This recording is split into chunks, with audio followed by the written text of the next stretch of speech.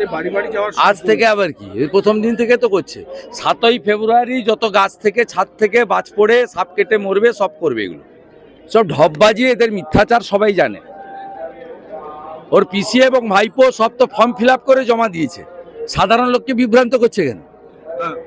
দাদা একটা বিষয়, সেটা হচ্ছে এসএসসির আজকে রেজাল্ট বেরিয়েছে, 60 নম্বরে পরীক্ষা হয়েছে, পুরাতন সকলেই পরীক্ষা দিয়েছেন এবং তারা নম্বর পেয়েছেন। এখন প্রশ্ন হলো, যারা চাকরি পেলেন না, তারা তো একটা চাকরি করতেন, প্রাতিষ্ঠানিক দুর্নীতির জন্য তাদের চাকরি গেল, তাদের এখন কি অবস্থা? তাদের কিভাবে ভৃত্য বসু বলতে পারবে? আর পশ্চিমবঙ্গের যিনি একটাই তো পোস্ট আর সব ল্যাম্প পোস্ট, তিনিই বলতে পারবে, আমি তো বলতে পারবো না। ময়নাতে লক্ষ্মীর ভান্ডার পাচ্ছে না, কি বলবেন? ময়নাতে লক্ষ্মীর ভান্ডার পাচ্ছে না অনেকেই। অভিযোগ করা হয়েছে গজিনা এবং বাগচা গ্রাম পঞ্চায়েতের, মঙ্গলবার ডেপুটেশন হবে, তারপরে কিরকম কান মুড়ে আদায় করতে হয় সেটা আমি দেখিয়ে দেবো। কান ধরে আদায় করবো, ওটা ওদের বাপের টাকা না, সরকারের টাকা। আমরা কোনোদিন বলি না যে রেশন পাচ্ছে মোদিজির টাকা, কখনো বলি না পিএম কিষাণ সম্মান নিধি দিয়ে আমরা মোদিজির টাকা, ওর বাপের টাকা নাকি? হ্যাঁ, ট্যাক্সের টাকা, আরবিআই থেকে লোন করা টাকা। সব দলের লোক পাবে, সব ধর্মের লোক পাবে, সব ভারতীয়রা পাবে। মঙ্গলবার ডেপুটেশন হবে, আপনাদের মাধ্যমে এখানকার বিডিওকে সতর্ক করে দিয়ে গেলাম, আমাকে যেন হাত না লাগাতে হয়। অশোক দিন্দার নেতৃত্বে ডেপুটেশন হবে।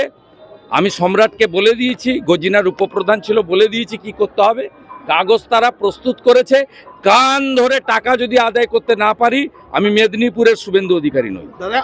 দাদা হুমায়ুন কবির নিজের মিটিংও করছেন, কি বলবেন এটা নিয়ে? ভরতপুরে আমার বলার কিছু নেই। যদি সত্যিকারের তিনি করেন, তৃণমূল কংগ্রেসের ক্ষতি হবে। তৃণমূল কংগ্রেস মুর্শিদাবাদ জেলায় ছিল না। 1998-তে তৃণমূল প্রতিষ্ঠা হয়েছিল। মমতা ব্যানার্জি, মুকুল রায়, পূর্ণেন্দু বসু, ইন্দ্রনীল সেন অনেককে দিয়ে এক্সপেরিমেন্ট করে মুর্শিদাবাদে তৃণমূলকে আনতে পারেননি। আমাকে 2005 থেকে ইন্দ্রনীলের সহযোগী করেছিলেন পর্যবেক্ষক হিসেবে, 16 থেকে পূর্ণ দায়িত্ব দিয়েছিলেন। আমি গোটা মুর্শিদাবাদ জেলায় তৃণমূলময় করে দিয়েছিলাম।